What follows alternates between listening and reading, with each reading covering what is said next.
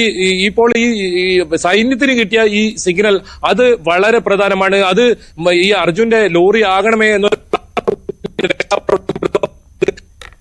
അർജുനെ കിട്ടും എന്നൊരു പ്രതീക്ഷ അത് ഇപ്പോഴും ഉണ്ട് രക്ഷാപ്രവർത്തനത്തിൽ. ഇനി വൈകിയാൽ അതിൽ വലിയ നിരാശയായിരിക്കും. ഇന്ന് വൈകിട്ടോടുകൂടി ഇതിനൊരു തീരുമാനം ലോറി കണ്ടെത്തണമെന്നാണ് ഇപ്പോൾ രക്ഷാപ്രവർത്തകരുടെ ദൗത്യം. അതുകൊണ്ട് തന്നെയാണ് വളരെ വേഗത്തിൽ ഇത്തരത്തിൽ മണ്ണ് മറ്റൊരു ലോറിയിലേക്ക് കയറ്റി അതൊരിടത്തേക്ക് കൊണ്ടുപോയി. അത്തരത്തിൽ സമയം കളയാനില്ല.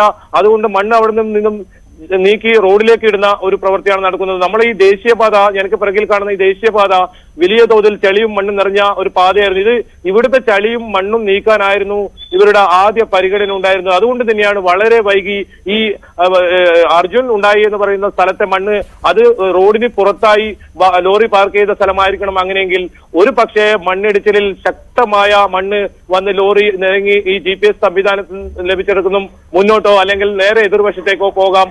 അത് ഏതായാലും ഏത് രീതിയിലായിരിക്കുമെന്ന് ദൃക്സാക്ഷികളില്ല.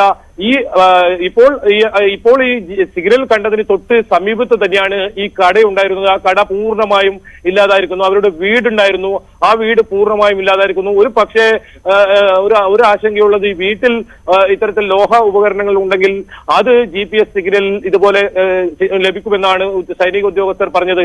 അങ്ങനെയാണെങ്കിൽ അത് എന്താണ് സംഭവം? അത് ലോറി തന്നെയാണോ അതല്ല മറ്റേതെങ്കിലും ലോഹ ഉപകരണങ്ങളുടെ സിഗ്നലാണോ? ഇതൊക്കെ അറിയേണ്ടതുണ്ട്. അതിന് ഈ മണ്ണ് പൂർണ്ണമായി മാറ്റുകയല്ലാതെ നിവൃത്തിയില്ല. അതുകൊണ്ടാണ് ഈ മണ്ണ് മാറ്റുന്നതിന് ഇപ്പോൾ പ്രഥമ പരിഗണന നൽകുന്നത്. ആ പുഴയിലുള്ള തെരച്ചിൽ അത് നേവിയുടെ സംഘമാണ് നടത്തുന്നത്. അവരുടെ തെരച്ചിൽ അവർ നടത്തുന്നുണ്ട്. ഏതെങ്കിലും തരത്തിൽ ലോറിയിൽ ഈ പുഴയിൽ ലോറിയുടെ ഏതെങ്കിലും ഭാഗങ്ങൾ ഇതിൽ കൂറ്റൻ മരങ്ങൾ ഉണ്ടായിരുന്നു, വലിയ ലോഡ് വാഹനമായിരുന്നു, ആ വാഹനത്തിന് എന്തെങ്കിലും സാധ്യത ഈ പുഴയിൽ എവിടെയെങ്കിലും കാണുന്നുണ്ടോ തുടങ്ങിയ കാര്യങ്ങളാണ് നേവി പരിശോധിക്കുന്നത്. മുങ്ങൽ വിദഗ്ധർ ഈ പുഴയുടെ അടിത്തട്ടിലൊക്കെ പരിശോധന നടത്തി. ആദ്യ ദിവസം തന്നെ പരിശോധന നടത്തിയെങ്കിലും അവിടെ ഒന്നും അത്തരത്തിൽ ഒരു വസ്തുക്കൾ കണ്ടെത്താനായില്ല. അതുകൊണ്ടാണ് ഇപ്പോഴും കുടുംബവും രക്ഷാപ്രവർത്തകരും പറയുന്നത് മലയുടെ അടിവാരത്തിൽ, അതായത് ഇപ്പോൾ ഈ പരിശോധന തിരച്ചിൽ നടത്തുന്ന സ്ഥലത്ത് തന്നെ ലോറി ഉണ്ടാകുമെന്ന അവർ വീണ്ടും പ്രതീക്ഷ പറയുന്നത്.